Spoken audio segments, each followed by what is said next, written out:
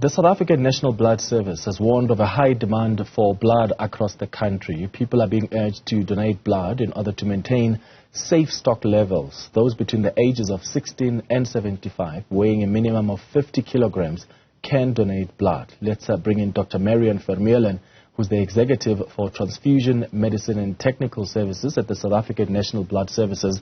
Dr. Vermeulen, thank you for making time for us this afternoon. What's the demand for blood right now? Good afternoon, Clement, and good afternoon to all your viewers.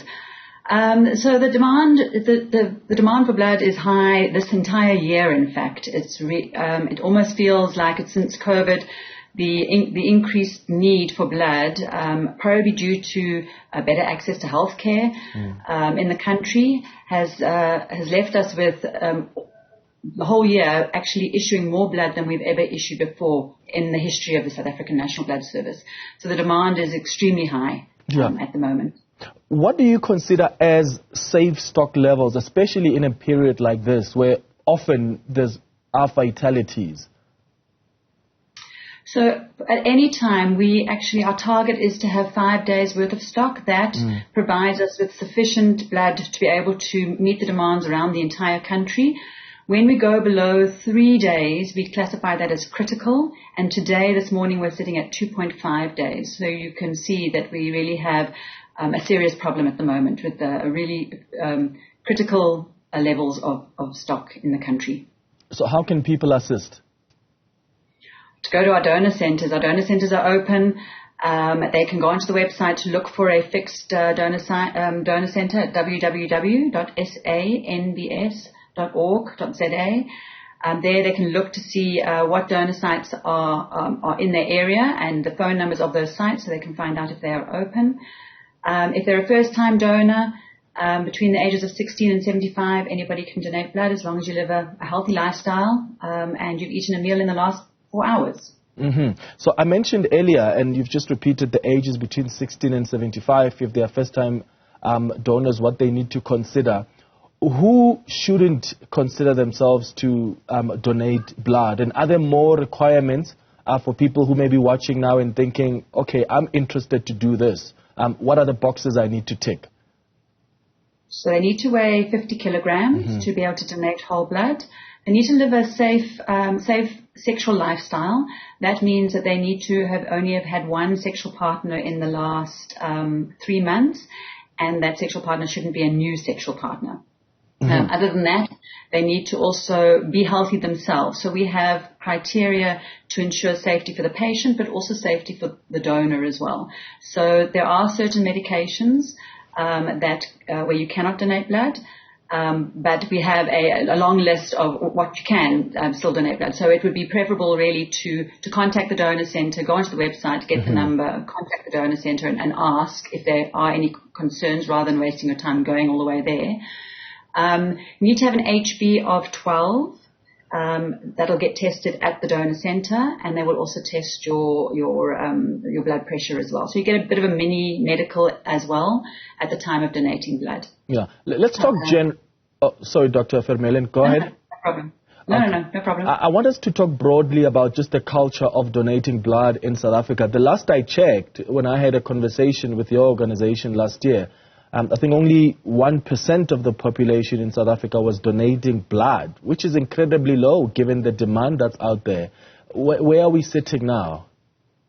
So we're actually less than 1% of the general population is donating blood.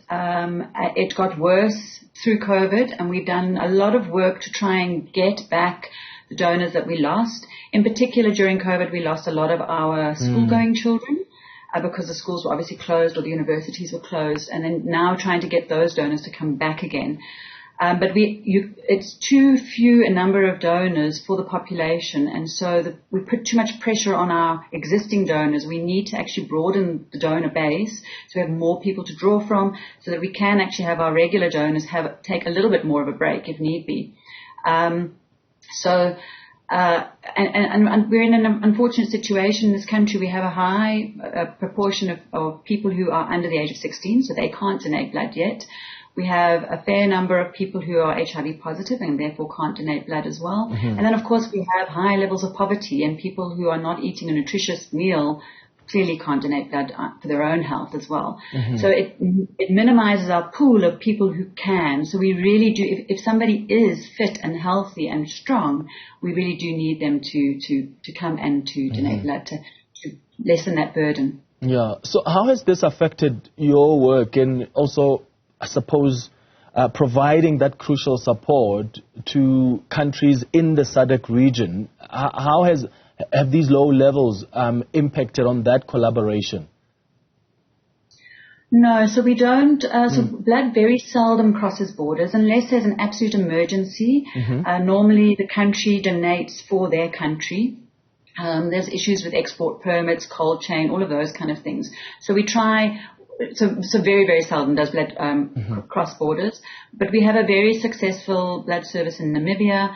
There's a good blood service in Botswana, Zimbabwe as well. So the SADC countries do have relatively good blood services. But again, the same situation. We all battle to have a broad enough donor panel in the country. For someone listening to us, Dr. Vermeulen, and wondering, okay, I'm interested to do this, but do I have to? Just help us understand the consequences of not having those safe stock levels, especially in a period like this during Easter, when, as I mentioned earlier, you often have fatalities on the roads.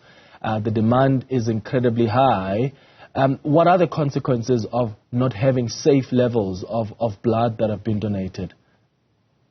So there really is no other treatment if there's loss of blood. So if you have if you have surgery, for example, say, can you lose a lot of blood during surgery, or if you have a car accident, or there's some kind of trauma, there is no other treatment actually available other than blood. So if you don't get that blood, if it's not there, it really is a life-saving medicine. And I think a lot of people don't realize that there's no substitute for it.